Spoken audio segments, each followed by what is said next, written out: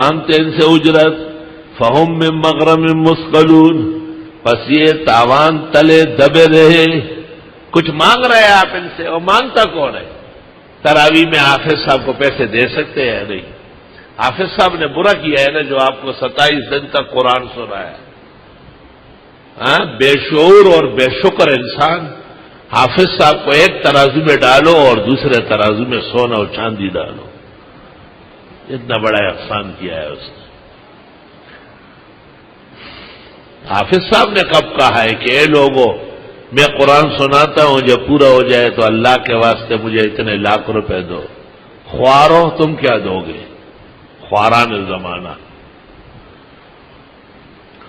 حافظ صاحب کو کم از کم 30,000، متوسط 80,000، ورنہ 1,20,000 اور 1,60,000 بخاری سے ثابت ہو رہا ہے. ان خیر ما اخذتم علیہ اجرا کتاب اللہ، ان حق ما اخذتم علیہ اجرا کتاب اللہ. اور یہ فتوے کہ حافظ صاحب نہیں دے سکتے اور نہ دیا کرے، یہ فتوے معتزلہ اینڈ کمپنی کے نکلے. یہ اہل سنت کے خلاف فتوے. اس فتوے کی بنیاد یہ ہے کہ ایک کے پڑھنے سے دوسرے کو فائدہ نہیں، اور ہمارا ایمان یہ ہے کہ حافظ صاحب کے پڑھنے سے آسمان و زمین قائم دائم. اس لیے میں نے آج سے 30 سال پہلے اپنے تمام مشائخ و اساتذہ کے ہوتے ہوئے اس مسئلے میں اپنا موقف ببانگ دہل لکھا ہے کہ حافظ قرآن تراویح میں طلبہ ختم قرآن کے بعد ہر طرح جس طرح ہو لینا اور دینا صرف جائز نہیں بلکہ وجوب کے درجے میں. اور میں نے ان لوگوں کو دیکھا جو قرآن پڑھوا کے کچھ نہیں دیتے، وہ سب تباہ و برباد ہو گئے. دانیال جب قرآن پڑھے تو دانیال کے حساب سے کم از کم 14 میٹر کا شلوار اس کی ایک بنتی ہے، کیونکہ وہ 22 کلو کا خالی افطار کرتا ہے. اس حساب سے اس کو ایسے جوڑے دے کہ سال بھر میں اس کو مزید سلوانے کی ضرورت نہ ہو. طالب علم جب کسی جگہ قرآن خوانی کر کے آئے، سال بھر اس کے تمام انعام و اکرام اس گھر کو کرنا چاہیے. ھذا هو الفتویٰ وانشاءاللہ ستفوق علی التقویٰ. یہ حرام ہے، وہ حرام ہے، اکو بکو سندر بکو. توبہ. ام تسألہم اجرا، کیا آپ مانگتے ہیں ان سے؟ مانگتے کیوں؟ مانگنے کی کیا ضرورت ہے؟ لیکن جب لوگ بدھو ہو، کم عقل اور بے شعور ہو، تو حافظ صاحب کہہ سکتے ہیں کہ کل رات کو ختم قرآن ہے اور خبردار کہ کوئی خالی جیب آئے.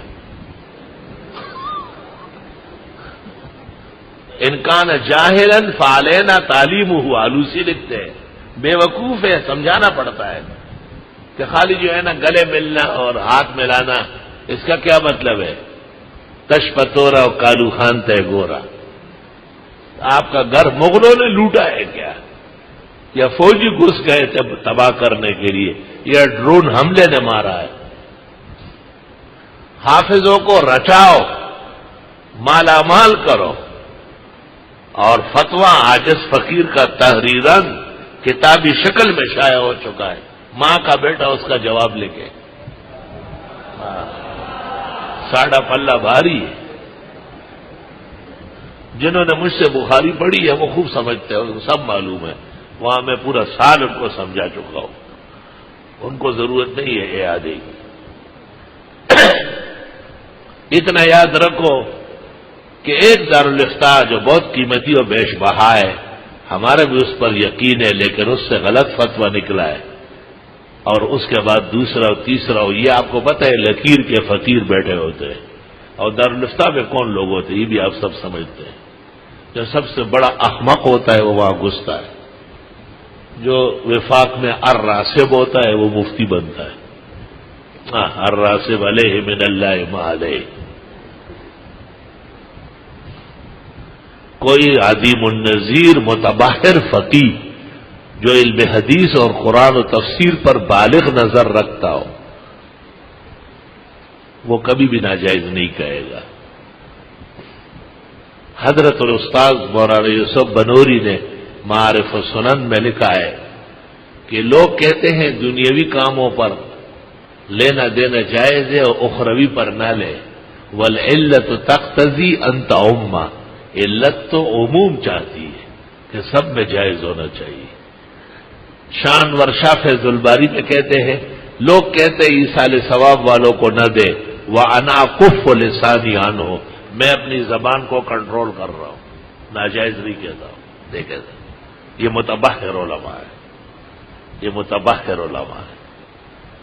القاموس فی الفقہ عبدالسلام ندوی نے شائع کی ہے، اس میں نے اس کو خط لکھا تھا بہت مفصل، اللہ جزائے خیر دے، میرے خط کے اقتباسات پر فتویٰ جاری کیا ہے، اور اس نے لکھا ہے کہ لینے اور دینے والوں کے دلائل قوی ہے اور منع کرنے والوں کے دلائل پی کے کمزور بیکار ہے، فضول ہے، منع للخیر ہے۔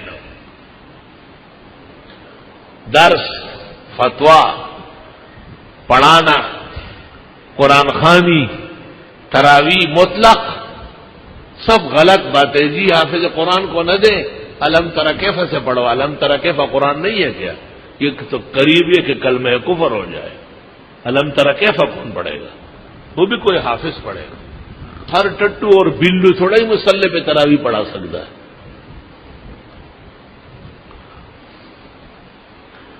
یہ بات میں نے اس لیے کہی کہ ہمارے حفاظ بھائیوں کے ساتھ زیادتی ہو رہی اور بلا دلیل و برہان کے ان کو رگڑا جا رہا ہے، اور عوام کے ہاتھوں میں گستاخی کا چورا دیا جا رہا ہے کہ دیکھیں ہم تو آپ کے پیچھے پڑتے ہیں مگر آپ نے کچھ لینا نہیں۔ کیوں؟ وہ آپ کے ہاں بدکاری کرنے آیا ہے کیا؟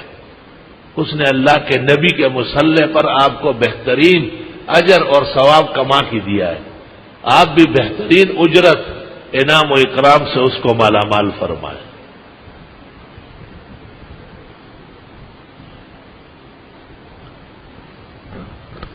کیونکہ یہ فتاوا جو تمام مدرسوں سے شائع ہے ایک دوسرے کو دیکھ کے لکھا ہے، اور ان میں کوئی سوچ، فکر، عقل، دانش، شعور نہیں رکھا گیا، اس لیے یہ فتوے میرے سامنے مچھر کے پر کے برابر نہیں۔ میں ان کو فتوے سمجھتا ہی نہیں ہوں، میں ان کو اخبار جنگ کے صفحے سمجھتا ہوں۔ جب میری تحریر ان کے اوپر آ جائے گی تو جیسے چڑیا ہے باز کے سامنے تتر بتر ہو جاتی ہے۔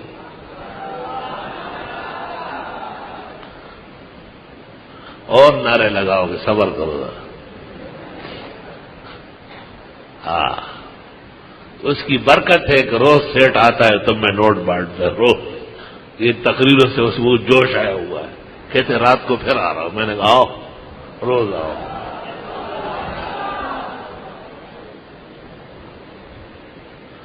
الحمدللہ میں نے طالب علمی کے زمانے سے معذرت کی تھی اور اساتذہ کرام سے گزارش کی تھی کہ یہ فتویٰ آپ کا صحیح نہیں، تو حضرت نے مجھے کہا لکھ لو، لکھ دیا ہے، تو بہت خوش ہوئے، میں نے بہترین کام کیا ہے۔ یہاں ایک بات امانتاً یاد رہے، اس فتوے کے لکھنے کی وجہ یہ قرآن خوانی یا تراویح نہیں ہے۔ ڈاکٹر عثمانی نے ایک رسالہ نکالا تھا کہ چونکہ یہ علماء دین فروشان ہیں، فتوے پر تنخواہ لیتے، حدیث پر لیتے، درس پر لیتے ہیں، امامت پر لیتے ہیں، اس لیے ان کے پیچھے نماز پڑھنا یا ان سے مسئلہ پوچھنا حرام ناجائز ہے۔ ڈاکٹر عثمانی کا رسالہ ہے، اس کو میں نے بنیاد بنا کے سب کچھ لکھا ہے، اور اس میں نے تمام چیزیں جو اس نے زندیق نے اس کو نشانہ بنایا اس کو جائز کرنے کی پوری ایڑی چوٹی کا زور لگایا، اور پوری امت کے اکابر اور ساگر کی تحقیقات پیش کی ہے۔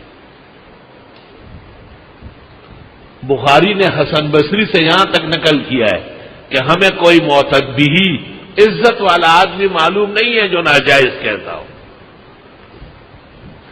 آخری بات سن لو، ابھی 27 کو حرمین شریفین میں قرآن خوانی تراویح کا ختم ہوگا، آپ ذرا اس رات کو دیکھ لیں تب پروگرام دیکھے، اعلان ہوتا ہے مراکش کے بادشاہ کی طرف سے مرسڈیز گاڑی 4 فلاں جگہ، یہ نمبر، یہ چابیاں امام سدیس کے لیے، فلاں شہزادے کی طرف سے عزیزیہ میں 3 ایکڑ پر مشتمل محل، قرآن پڑھنے کی سلے میں، چابی اور کاغذات حاضر ہے، ان کا سیکرٹری آ کے وصول کرے، گاڑیاں، سونے کے بکسے، حنابلہ کے مذہب میں کعبے کے بالکل سامنے، یہ دلیل صحت ہے الحمدللہ۔ جو اس کے مقابلے میں وہ سارے فتوے کمزور اور بے دلیل فتاوا ہے وہ سب۔ ہاں یہ ٹھیک ہے کہ وَلَا تَشْتَرُوا بِآيَاتِي ثَمَنًا قَلِيلًا، تھوڑے نہیں ہونا چاہیے، خوب معقول ہونا چاہیے۔ اس لیے وہ سونے کے بکسے اور کوٹیاں، محلات، بنگلے، مرسڈیز گاڑیاں اور پتہ نہیں دنیا کے کتنے سرمائے، کتنے بینک بیلنس ان کے سپرد ہو جائے، ہر ختم ہے۔ پورا بادشاہوں کے ناموں کا اعلان ہوتا ہے کہ شاہ فہد کی طرف سے یہ، شاہ عبداللہ کی طرف سے یہ انعام و اکرام آیا ہے۔ تو اللہ نے کیسے مالا مال کیا ہے، اور جو لوگ کہتے ہیں کہ یہ ناجائز وہ ناجائز، انہیں کتنی دقتیں پریشانیاں درپیش ہے، کیونکہ اس میں قرآن اور پڑھنے والے کی اہانت کا پہلو ہے، اور اس میں قرآن اور پڑھنے والوں کی عظمت کا پہلو ہے۔ جو قرآن اور پڑھنے والوں کو عظمت دے گا اللہ اسے عظیم بنائے۔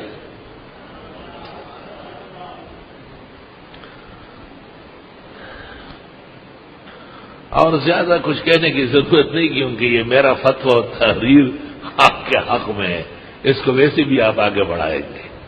کتاب چھپی ہوئی موجود ہے، احسن الرسائل، پہلے اس کا نام تھا فتویٰ بابت اکرام حافظ، پھر ایک رسالہ شائع ہوا جی ہاں دینی امور پر اجرت لینا جائز ہے، اور آج کل ہمایوں مغل نے 12 رسالوں میں شائع کیا ہے، اس کا نام ہے احسن الرسائل، کتابی شکل میں موجود ہے، عام مل رہی، بڑھ رہی۔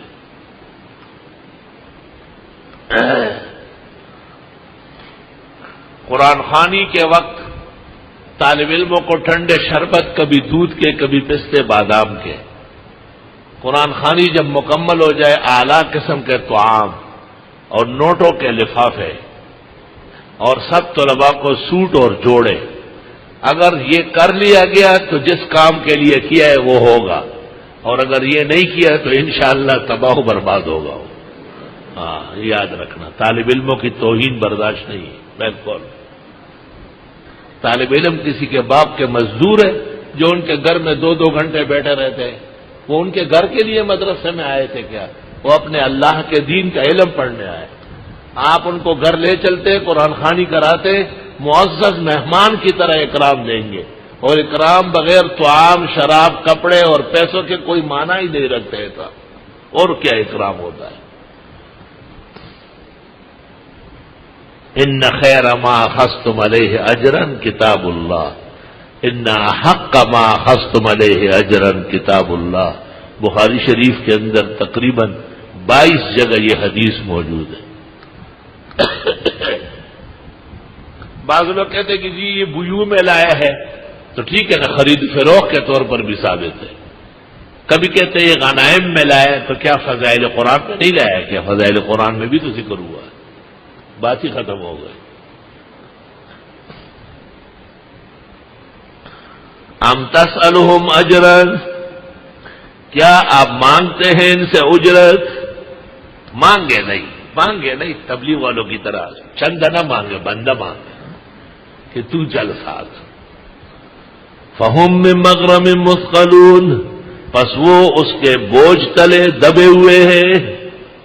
ام عندهم الغیب، یا ان کو علم غیب ہے، فہم یکتبون، پس یہ لکھ رہے ہیں۔ طالب علمی کے زمانے میں ایک سیٹ آیا اور مجھے کہا کہ طالب علموں کو لے جانا ہے قرآن خوانی کے لیے، میں گاڑیاں لے آؤں گا، چھٹی ہے، کل جمعہ ہے آپ کی، ناشتہ بھی وہیں کر لیں گے اور قرآن شریف پڑھ لیں۔ ہم چلے گئے وہاں۔ اس زمانے میں جبکہ ہمارا وظیفہ درجہ رابع سے دورہ حدیث تک صرف 11 روپے تھا، اس میں 1 ٹک کا اضافہ نہیں ہوا پورے 5 سال میں. ایشیا کے مقتدر ادارے میں 1 پائی اضافہ نہیں ہوا. اس نے 5-5 روپے بانٹے. میں نے لڑکوں سے کہا مت لے. اس نے کہا کیوں؟ میں نے کہا 50-50 دے دے. ولا تشتروا بآیاتی ثمنا قلیلا، قلیل نہیں لینا ہے. اس نے کہا 50 روپے ایک طالب کو؟ میں نے کہا ہاں ایک کو. کیوں؟ 100 دے دو. کبھی بھی نہیں. میں نے کہا ٹھیک ہے تو ہم دعا کرتے. میں نے طالب علموں سے کہا اس کے تباہی کی دعا کرو. اس نے کہا صبر صبر صبر. اٹھ کے چلا گیا اور 50-50 لے آیا کہ یہ لے لو اللہ کے واسطے، ہمیں دعاؤں میں یاد رکھو. میں نے کہا بس جب بھی آپ نے کمی کی پھر دیکھو ہمارا توپ کا منہ ادھر ہو جائے گا. ایک دن حضرت الاستاذ حضرت اقدس مولانا بن نوری نے اعلان کیا درس میں کہ میرا ایک دوست ہے، اس کا کاروبار بہت کمزور ہو گیا، طالب علم قرآن شریف پڑھ لے، ان کے لیے دعا کر لے. دارالحدیث میں سپارے تقسیم ہو گئے، ہم نے قرآن شریف پڑھا. حضرت بھی اپنے سیٹ پر بیٹھے سپارہ پڑھ رہے تھے. پورا سپارہ پڑھ لیا مولانا صاحب. پھر وہ سیٹھ صاحب آیا، اس نے حضرت سے کہا کہ طالب علموں کی خدمت کر سکتا ہوں؟ حضرت نے کہا بالکل، بہت ضروری ہے. اور بخاری کی حدیث سندن مطلب وہی لدیق کی ابو سعید خدری کی خوب پڑھنے لگے. تو اس نے کہا میں ابھی آتا ہوں. وہ چلا گیا گھر اور ہم خوب دعائیں کرتے تھے کہ اللہ خوب پیسے لے آئے. وہ بھی ایک بنڈل لے آیا. حضرت صاحب کو کہا کہ 50-50 آپ نے فرمایا بہت ہے. اس زمانے میں 50 روپے کسی مدرس کے پاس بھی نہیں ہوتے تھے. تو حضرت مولانا رحمت اللہ علیہ نے وہ پیسے لے کے فرمایا کہ میں خود تقسیم کرتا ہوں تاکہ میرے شاگرد اس کو ناجائز نہ کہے. ہم نے درخواست کی کہ آپ اپنی جگہ بیٹھے، ہم یہی آ کے لیتے ہیں. حضرت نے کہا اچھا، ورنہ آپ باقاعدہ ایسے اٹھ کے جانے لگے تھے. ہم نے کہا حضرت آپ اپنی جگہ تشریف رکھیں، ہم سب مل کے جو ہے ایک ایک آتے رہیں گے. حضرت مولانا کے مبارک ہاتھوں سے الحمدللہ ہم لے چکے ہیں.